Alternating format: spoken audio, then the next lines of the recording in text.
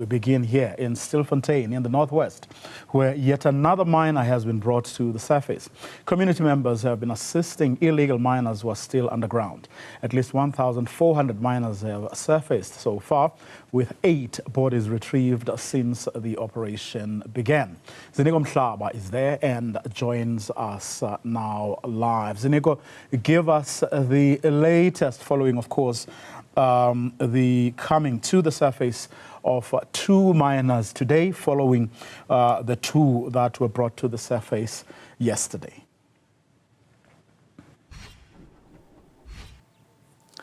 Yes, Prof, I can confirm that today's operations have been concluded, at least for now. They will resume tomorrow morning at about 10 o'clock. And of course, the reason why the operations are being halted as early as 3 o'clock instead of 4 and 5 is due to the fatigue, which has been identified as a major cause for this early release of the volunteers who had been on site trying to retrieve those individuals who want to be, who want to resurface due to whatever reasons and situations, circumstances.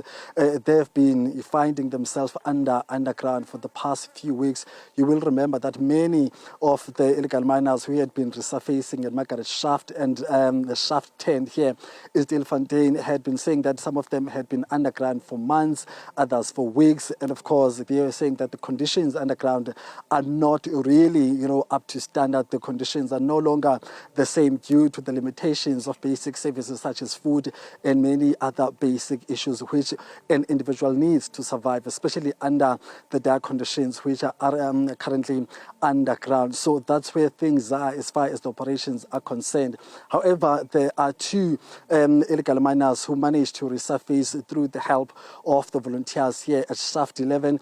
And of course, the very first one, came with the letter as usual, as we will normally see that a first individual will come up with a message from the illegal miners underground, and indeed today was no different. There was a letter that was attached to that particular individual. So let's take a listen to this community activist who read the letter for us so that we better understand the context and the content of those requests.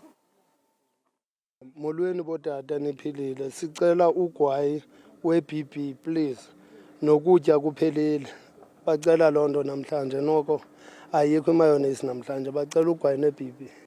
So that's one of the community leaders, Prof, was just narrating, but also reading out the contents of that letter, which basically, requesting that they need tobacco or something to smoke. In this case, they even mentioned the brand that they are requesting to have access to, but also saying that they have run out of food underground. And of course, remember that according to the new court regulations or orders which were issued by the Gauteng High Court just last week, there is no food which must be lowered to the ground over the weekend. So since Friday, there hasn't been any food delivered to the illegal miners underground. But also for the past 2 days, including today, we have not seen an amount of food being lowered down to the illegal miners underground. Hence, that request being made by those illegal miners who are still finding themselves underground. But as I said, 2 of those were managed, the rescuers managed to assist them up into the surface. So that's where things are at this point, probably.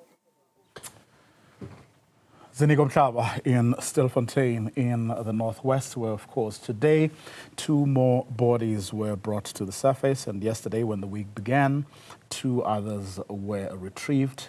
We now have more than 1,400 miners who have surfaced so far, with 8 bodies retrieved since the operation began.